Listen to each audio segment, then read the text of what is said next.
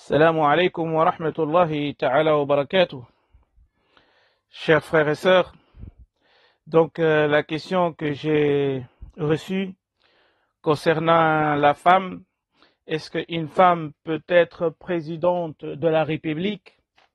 Mais la question se pose autrement dans le droit musulman. Est-ce qu'une femme peut être le calife suprême, le guide suprême des musulmans? C'est ce qu'on appelle al-khilaf al-uzma, c'est-à-dire la personne qui va diriger la Ummah, ou bien une grande communauté donc des musulmans. C'est la question qui se pose. Et c'est vraiment regrettable qu'en 2020, qu'on est encore obligé de répondre à ce genre de questions. Parce que les expériences dans le passé, dans l'histoire, prouvent que la femme, à travers des postes de responsabilité, elles ont fait leurs preuves, plus que beaucoup d'hommes. D'ailleurs, je vais débuter même avec le Coran al-Karim. Allah Azza wa Jal, dans le Coran al-Karim, nous tous, on l'a dit dans Surat al-Naml, avec la reine de Saba, qui est Balqis, lorsque Al-Hudhud, qui est l'oiseau qui vient découvrir, qui va donner la description comment cette femme avait géré donc son peuple, parce que c'était la reine qui dirigeait son peuple, et qu'elle a réussi à guider son peuple vers le bonheur, vers la foi, ce que beaucoup d'hommes n'ont pas fait, qui ont guidé leur peuple vers l'égarement et la perdition. Ici, on se trouve devant une femme qui a guidé son peuple vers la foi avec le prophète Salomon, Sulayman alayhi salam. Regardez comment l'oiseau, comment il a décrit, il a dit Inni wajadtu imra'atan tamlikuhum wa utiyat min kulli shay'in wa laha 'arshun 'azim. Allahu akbar. Et dit j'ai trouvé que c'était une femme qui les dirigeait et que elle avait tellement de choses, de possibilités, wa utiyat min kulli shay'. C'est-à-dire que il y a un développement qui se ressent partout dans le peuple et dans son règne. On lui a presque tout donné. Son trône est tellement immense et grand. C'est-à-dire une femme magnifiée parce qu'elle gérait bien et son royaume, ou bien elle gérait bien son peuple. Ça, c'est la description que le Coran nous donne de cette dame qui a su diriger son peuple. Alors, ça, se trouve dans Surat al-Naml, donc verset 23. Autre chose, le Coran nous dit Al-Nisa'u shaqa'iqu rijal. Les femmes sont on peut même dire, les jumelles des hommes. C'est-à-dire que shaqa'iq, c'est-à-dire ce sont deux éléments complémentaires dans une société. L'une où l'un ne va pas sans l'autre. Chacun a besoin de l'autre. On trouve par exemple dans le droit musulman cette discussion, parce que cette discussion, il a eu lieu, les savants, ils l'ont traité, mais même en profondeur. Et là, on va trouver un savant comme Ibn Hazm al-Zahiri, qui fait partie de la tendance littéraliste. Il nous dit Inna l'islam lam yahdhur ala imra'a. Il nous dit l'islam, il n'a jamais interdit à une femme d'occuper donc comment dirais-je poste de président ou n'importe quel poste, sauf hasha al-khilaf al-uzma, sauf d'être le calife qui dirige la communauté musulmane tout entière. Elle est autorisée à occuper tous les postes possibles, à part d'être présidente, c'est-à-dire le calife qui dirige la communauté musulmane. Alors, un autre hadith sur lequel ceux qui refutent, ceux qui disent qu'une femme ne peut pas diriger des hommes, il se base sur un hadith qui est authentique, que ce soit sur la chaîne de la transmission, la chaîne elle est limpide, on n'a rien à dire là-dessus parce que la chaîne elle est authentique, donc le hadith il est authentique, on ne peut pas le rejeter. Mais le problème se trouve où? Se trouve dans la compréhension du texte. L'interprétation du texte pose toujours un problème parce que les entendements, les raisons ne sont pas les mêmes. Les cerveaux qui appréhendent et qui lisent le texte ne sont pas sur le même pied d'égalité. Et c'est pour cela qu'on a diverses interprétations. Et c'est pour cela que, chers frères et sœurs, le hadith dit ceci, La yuflihu qawmun wallu amrahum imra'a. Un peuple ne sera jamais heureux si une femme les dirige ou le dirige. Un peuple ne sera jamais heureux.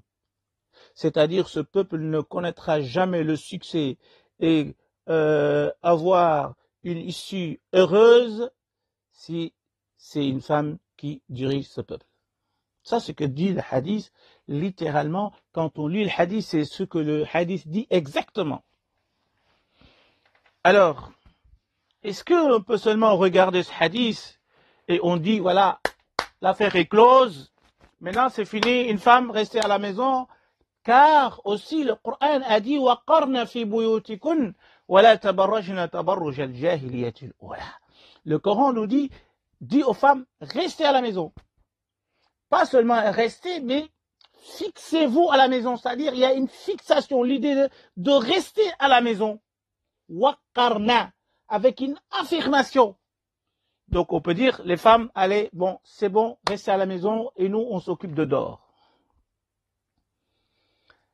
Mais ce qui est intéressant ici, chers frères et sœurs, c'est qu'un savant contemporain qui est décédé il y a une vingtaine d'années, qui s'appelle Muhammad al-Ghazali, qui ne pas confondre avec Abu Hamid al-Ghazali, le grand soufi philosophe connu, donc qui a écrit Ihya Ulumuddin, la reviviscence des sciences religieuses, et qui a écrit Tahafutul Falasifa, l'effondrement des philosophes ou bien l'incohérence des philosophes, qui a écrit aussi Al-Mustasfa, un livre très intéressant, référence donc dans Usul Fiqh, les fondements du droit. On ne parle pas de ce savant-là, on parle d'un savant contemporain. Qu'est-ce qu'il a dit? Il a fait une étude particulière, une analyse sur ce hadith dont je viens de vous parler. Qu'un peuple ne sera jamais heureux tant qu'il y a une femme qui le dirige. Il nous dit d'abord que ce hadith ne peut pas contredire le Coran. Parce que si le prophète, sallallahu alayhi wa sallam, c'est lui qui nous a apporté le Coran, lui, il est censé nous transmettre le message de Dieu. Il ne peut pas dire lui-même quelque chose qui va à l'encontre de ce que dit Dieu. Allah Azza wa Jal, exalté soit-il. Donc il ne peut pas nous dire le contraire. Si Allah a magnifié cette femme qui a dirigé son peuple et qui a conduit son peuple vers la foi, vers une issue heureuse, comment lui, il peut nous dire une femme ne peut pas diriger un peuple et ce peuple-là ne sera jamais heureux? Alors que lui-même, il nous raconte l'histoire d'une femme qui est dans le Coran qui a réussi à faire ça. C'est-à-dire, donc, le Coran contredit les hadiths ou bien les hadiths contredisent le Coran. Hasha lillah. Hasha lillah. On ne peut pas dire que le prophète contredit Dieu. Et donc, normalement, on a une situation de fait, une situation racontée par le Coran, qui est réelle avec le prophète Sulayman. Ici, c'est que le prophète, il a dit une phrase. Cette phrase-là, nous devons l'analyser dans son contexte. Dans quel contexte cette phrase a été émise par le messager d'Allah, sallallahu alayhi wa sallam. Et c'est ce qu'a fait ce grand savant, Mohammed Al-Ghazali. Et je vous conseille d'ailleurs, chers étudiants, étudiantes, d'aller lire les livres de Mohammed Al-Ghazali, parce que c'est un savant très intéressant. Il a des positions vraiment intéressantes sur les questions, surtout sur la femme, et sur les questions de la fiqh da'wa, et sur les questions de la réalité vécue par les musulmans. Qu'est-ce qu'il nous dit? Il nous dit ceci, Mohammed Al-Ghazali.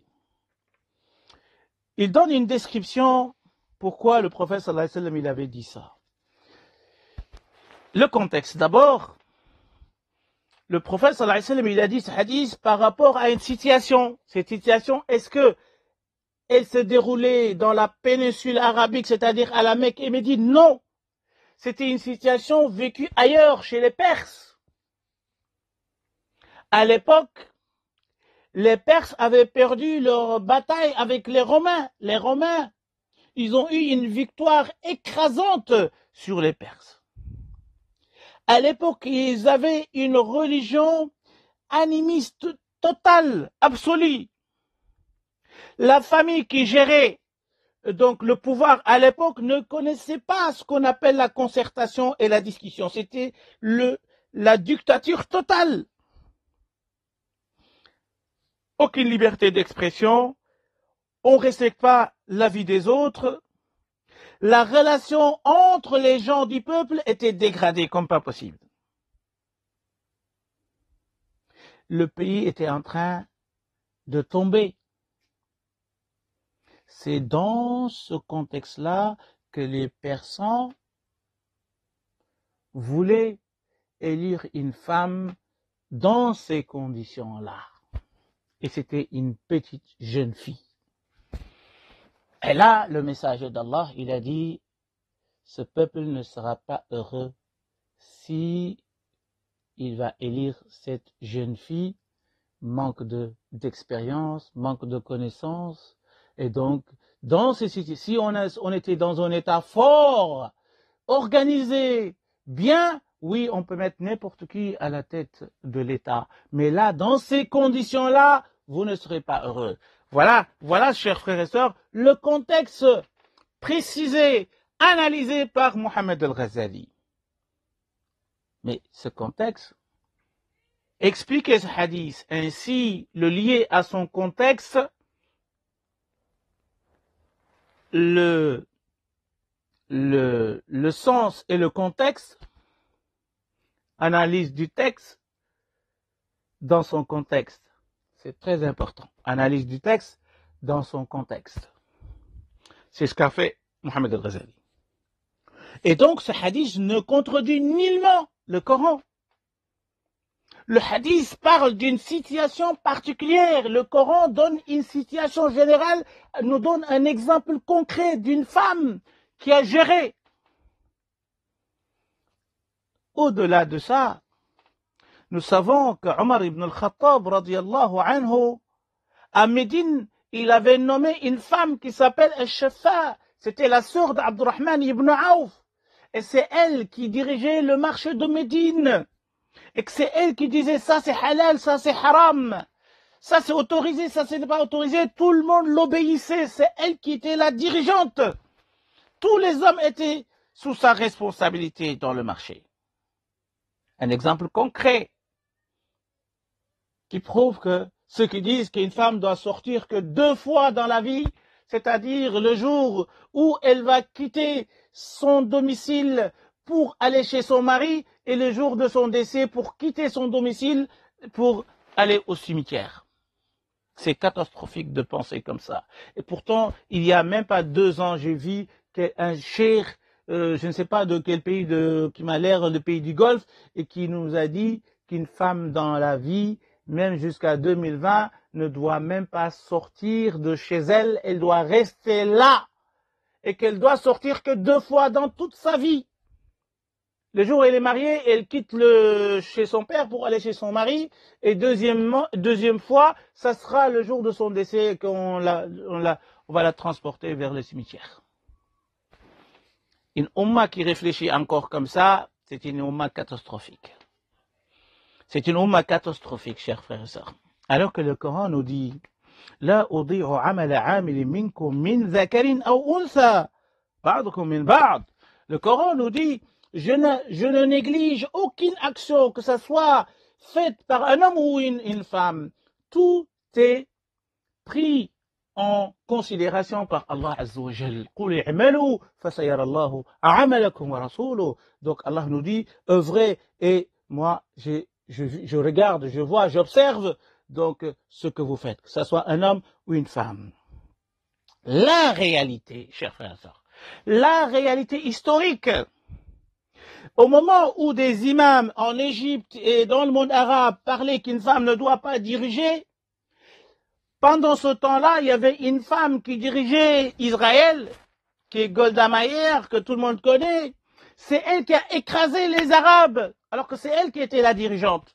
Et que les musulmans, les hommes musulmans, ils n'ont pas su avoir une victoire sur elle, alors que c'est elle qui dirigeait son peuple. Ça, c'est une réalité historique qui prouve que le hadith, nullement on ne peut pas le comprendre dans ce sens-là. Indira Gandhi, qui est la fille de Jawaharlal Nehru, lorsqu'elle était Raïsatul Wuzara, c'est-à-dire le premier ministre ou bien, comment dirais-je, voilà, le premier ministre à l'époque, pendant ce temps,